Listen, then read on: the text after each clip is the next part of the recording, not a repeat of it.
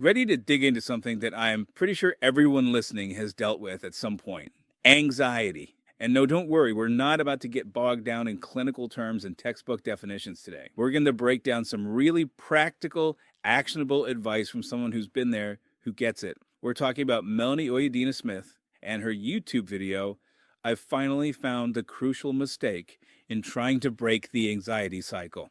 You know, it's funny because sometimes the most insightful advice comes from people just sharing their own experiences, not even necessarily from a therapist's perspective. Melanie's not claiming to be an expert or anything, but she's got, well, let's just say she's got a whole alphabet soup of diagnoses. So she speaks from a place of deep understanding. And she starts her video with a story that is just the most relatable anxiety trigger ever. She finds out her credit card's been hacked. Talk about a recipe for a meltdown. But here's the thing. She doesn't totally freak out right away. She goes into fix-it mode. Yeah, calls the bank, cancels the card, all that. It's later, when she's alone in her car, that the anxiety hits her like a ton of bricks. Have you ever had that happen? Where you think you're handling something fine, and then bam, delayed reaction. Absolutely. Our bodies are wild, right? It's like sometimes they hold on to all that stress response until they find that quiet moment, and then they're like, all right, now you can panic. Exactly. And that is why Melanie's first big point is so important. She talks about recognizing the trigger, which seems kind of obvious on the surface, but she's not just talking about those in-the-moment triggers like a scary movie or something. It's more about those times when that anxiety simmers under the surface, or maybe we just kind of go numb and then it totally blindsides us later. It's all about that self-awareness, right? Catching those subtle signs early on. Maybe it's that your mind starts racing, you get that tight feeling in your chest. Those can be huge indicators. And catching them early is key to getting ahead of the whole anxiety spiral. And that leads perfectly into her next point, which I have to say I absolutely love. She literally talks to herself out loud. Oh, not in a concerning way or anything, but she'll literally say something like, okay, this is anxiety. It's not going to go away on its own. Time to use my coping skills. Have you ever tried that? It sounds a little strange, but there's actually some real science behind it. When you actually name the emotion, you're kind of helping your brain shift gears, from that fight or flight mode to a calmer, more problem-solving state. I love that. Taking that control.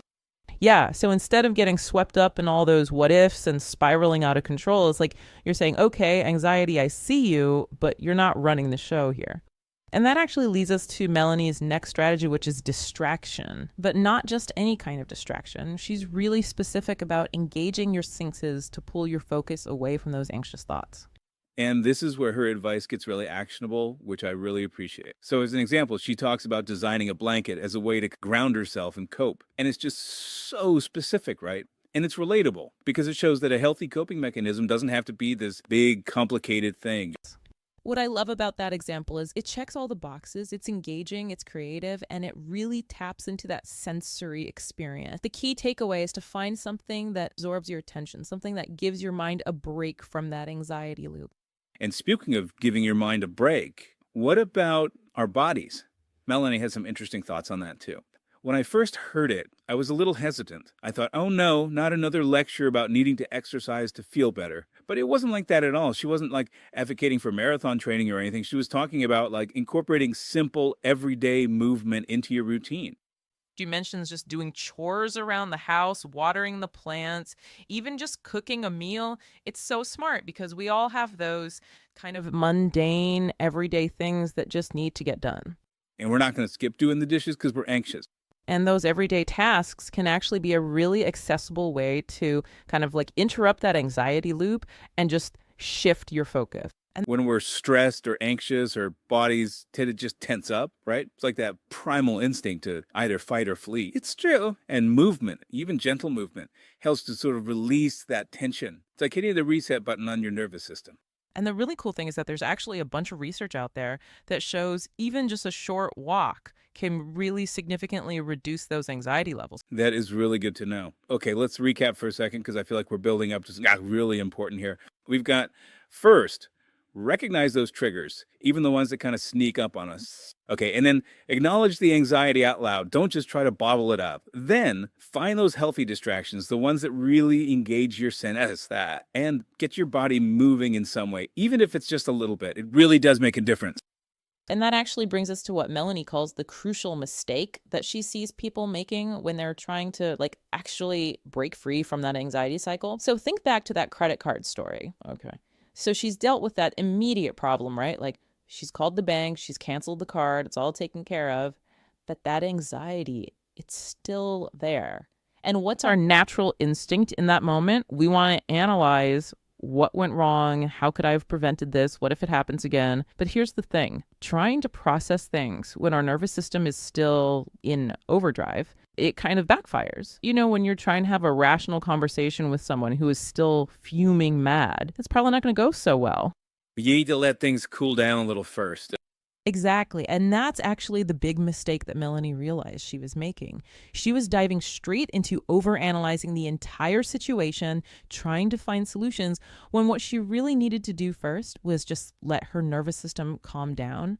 So she actually waited 2 full days, focusing on those healthy distractions, those coping mechanisms that we were talking about, before she even let herself unpack the whole credit card situation and process it emotionally.